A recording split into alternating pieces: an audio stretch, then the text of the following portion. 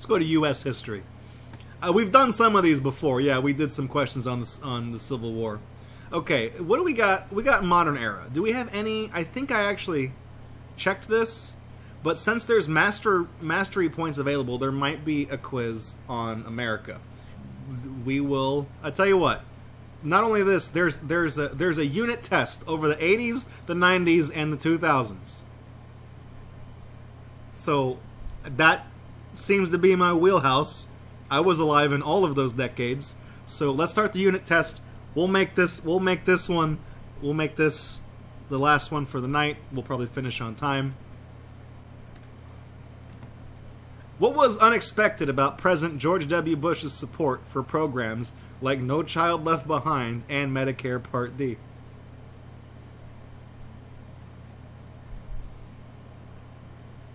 We got Americans working out there that can't put food on their families. Fool me once, shame on me. Fool me twice. You fool me, you can't get fooled again. Those two pieces of legislation were much more aligned with traditional liberal policies that expanded federal spending, running counter to his conservative philosophy. That's probably correct, because I'm not too well read on what Medicare Part D was, but No Child Left Behind was definitely a terrible thing. Bush's wife, Laura, strongly opposed both... No, because she would have... You can't oppose something like No Child Left Behind in concept and not look like an idiot. Both programs left key policy decisions up to the states, and as a politician, Bush had generally favored a stronger central government. I think Medicare is at the federal level, so that's probably not right. I think it's A. Yeah. Sounds about right. The reason why I say No Child Left Behind was fucking terrible is because it cheapened... It led to the erosion of a core curriculum, meaning that everybody needs to be on the same page, and sometimes some students just cannot do it, or they will not do it. Basically, somebody has to flip the hamburgers, okay? So leave those little shits in the dust. What made the television... This is really bad. What made the televised operations of Desert Storm distinct from the war footage that had emerged from Vietnam? The awesome music they played on top of it. Desert Storm was the first American conflict to be broadcast on live television. There was considerably more public protest for Desert Storm thanks to its broad media coverage. There was no difference in the amount of quality of footage, but Americans paid much more attention to the Vietnam War than they did the Desert Storm. Okay, I'm definitely thinking that the Vietnam War, this was in the 60s, late 60s, early 70s, and in Desert Storm was in the early 90s. So there probably the ability to broadcast had changed in 25 years. So I'm thinking there was more of it, and it was probably broadcast on live television, because the Vietnam War was still things that were recorded on location that were then shipped back to the United States and played. But here, there's like satellites and shit, so we could probably watch that live. I don't remember there being a lot of protest for conflict, for the Desert Storm conflict, but I remember it says considerably more public protest. No, people hated the Vietnam fucking war. So B's not right. There we go. Why was Ronald Reagan known as the Great Communicator? Because he was in that movie with the monkey in it. Trained as an actor, Reagan was a skilled and comfortable public speaker. Reagan was particularly adept at building consensus among opposing factions. His administration sponsored university research into improving telecommunications. I feel like he's called the Great Communicator. I'm assuming it's going to be A, just because he knows how to talk to people. Thanks for dare, by the way, you fucker. But then, actually, okay. Thank you, because we eventually got Cartoon All-Stars to the rescue, which is an amazing shit show. So, how did President Obama's administration attempt to mitigate the effects of the Great Recession? He took all the guns away. President Obama proposed broad tax cuts in an effort to stimulate businesses through supply-side economics. Obama imposed new trade restrictions and tariffs that protected American industry. The Hawley Smoot tariff raised rates on more than 20,000 imported goods. Obama proposed and signed an economic stimulus bill into law. His administration authorized federal spending on education, green energy, and infrastructure improvements. I think it was this because there was that bailout for the banks, and I think they called that the stimulus bill when they bailed everybody out. I don't think it was tax cuts. I think it was literally just that, and then everything else followed. Here we go. Yeah, $787 billion stimulus package. Yeah, national debt rose by $6 trillion, huh? I mean, at least it's probably fucked up now for all I know. No. Next one. What was one cause of increasing globalization in the 1990s? The emergence of New York City as an international center of finance. The fall of the Soviet Union, which allowed former communist bloc countries to integrate into the global market. The invention of the radio, which allowed broadcasts of international news and music to cross national boundaries.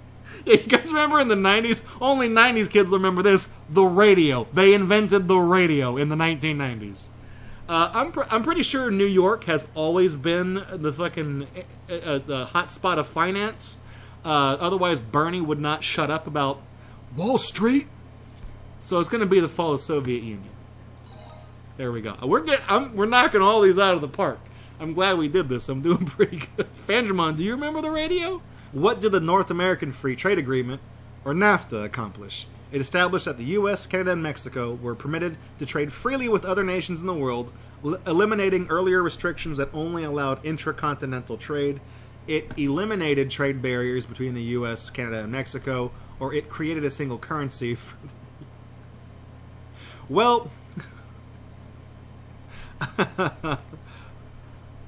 I have a loonie in my coin collection, and I have a peso in my coin collection, so I'm pretty sure that we don't have a unified currency called the Amero, which I think was a thing that somebody tried to push at one point. I'm pretty sure the North American Free Trade Agreement made it so that the North American countries, it's all good, I think.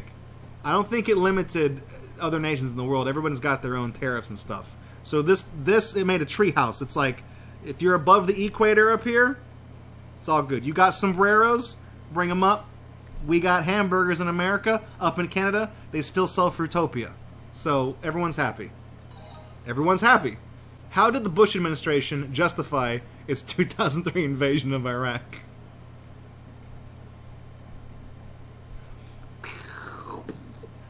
It claimed that Iraq had supported the regime of Bashar al-Assad in Syria. It claimed that Iraqi dictator Saddam Hussein had stockpiled weapons of mass destruction and that his government had supported al-Qaeda. It claimed that the government of Iraq had masterminded the 2001 terror attacks on the U.S. I think that was like an asterisk, but it was specifically Mr. Cheney, Vice President Cheney. Saddam was stockpiling, we believe Saddam Hussein is stockpiling WMDs in Iraq. And then it turns out, I don't think he had any.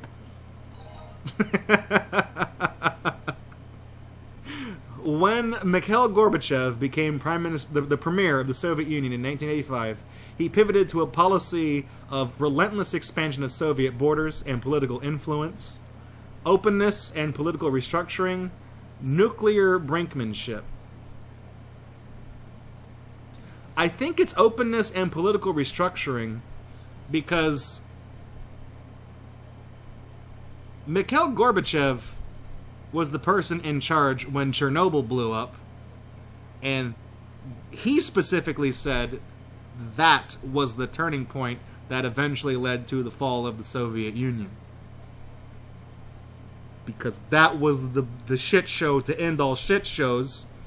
Also, maybe he felt bad about taking credit for Tetris. Not him. I'm talking about Electro or Technica.